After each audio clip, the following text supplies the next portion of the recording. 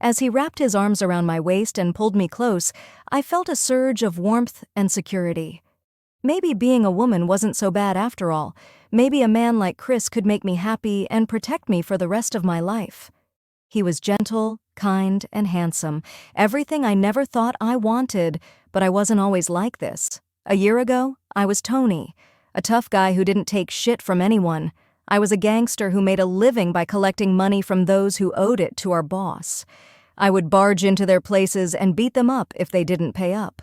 I was feared and respected, but I was also tired and unhappy. I wanted to escape this life of violence and danger. I wanted to settle down somewhere peaceful, maybe with a woman who would love me. But I had a debt to my boss that I had to pay off by working for him. He was a greedy man who was never satisfied with what he had. He always wanted more. He made some risky moves that I should have seen coming.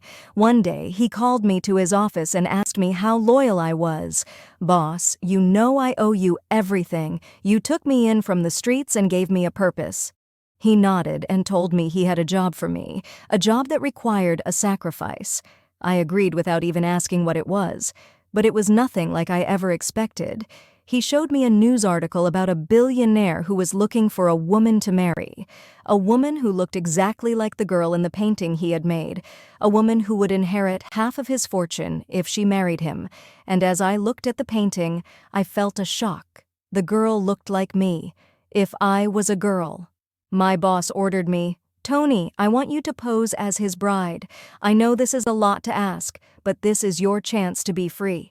If you pull this off, I will let you go." "But how is that possible? I'm not a woman." "You will be, Tony. You will have to undergo surgery and training to become a woman, to become Jen." I was stunned. How could he ask me to do something like this? But this was my ticket to freedom. But what would happen to me after this? He reminded me of my debt. And he was right. I owed him. I put aside any rational thoughts and agreed it was my duty. After 6 months of enduring painful surgeries and learning how to embody a woman, I transformed into Lily, a 24-year-old beauty. I looked as if I am hailing from a wealthy family. My tall, slender frame mirrored the image my boss had shown me. I'd never been inside such a fancy building before. I didn't like these rich folks who seemed out of touch with reality. My upbringing was tough, growing up on the streets, working for my boss as a gangster. I'd done things I regretted, but I owed my boss my life. He gave me one last job: marry Stephen and get half his money. The door opened, and Stephen walked in with a smile. He was about to greet me from the looks of him, but he stopped in his tracks. He looked stunned by my appearance. I had to chuckle to myself. I had fooled him. We talked, and I did my best to act like Lily, the name I had chosen for my new identity. I pretended to be shy and sweet, just as my coach had taught me.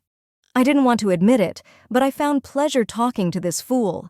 He was smart and I have to admit kind of charming, and I learned a lot about business from him. It dawned on me that these wealthy individuals had their own set of tricks and skills.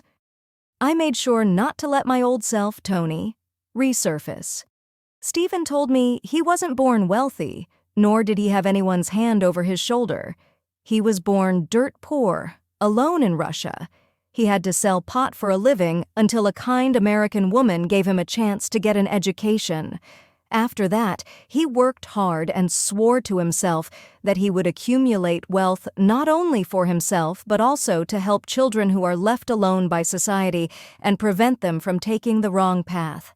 As he told his story, my chest started feeling overwhelmed. Was Stephen just lying, or was it just a coincidence? Did he know who I actually am? My mind was racing with questions. "Are you okay, Lily?" Stephen asked with concern. "I'm all right, I'm just running late," I replied.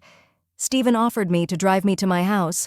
I want just get away from this guy, but keeping in mind the mission, I accepted the offer, hoping he wouldn't try anything on me during our ride, as I have had enough for today. While ride back home, I got bit calm, and Stephen, feeling my hesitation, gave me enough space to feel safe in backseat of his fancy car. I wished I could buy one of these, maybe straight up steal it someday. My mind wandered to the thought that if I was his wife, I would be driving couple of these daily, and who knows what luxuries. When I think back to our interaction just now, I was actually impressed by him, to be honest.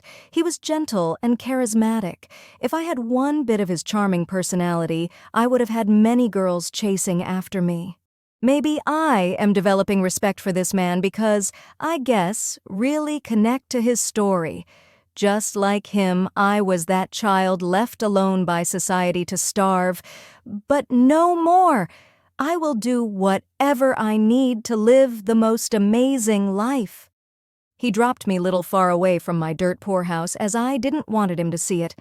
As he was about to leave, he turned to me and said, "Jen, I know I'm practically a stranger to you, but you're unlike any woman I've ever met. And forgive me for saying this, but I sense you've faced some tough times. Yet I believe you're someone truly special, deserving of everything you desire." His words hit me deeply. How could he know? Had I let something slip about Tony? As I turned to head towards my house, I noticed behind that his car hadn't left yet. Curiosity getting the better of me, I stopped and glanced back at Stephen. He was gazing at me with a childlike wonder through the car window.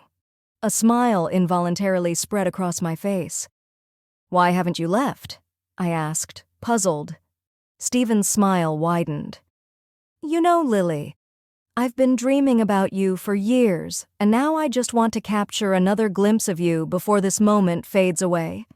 I felt my cheeks warm with a blush. "Could we meet again tomorrow?" Stephen asked, his tone tinged with hopeful anticipation. "I thought you'd never ask," I replied, feeling my heart flutter with excitement.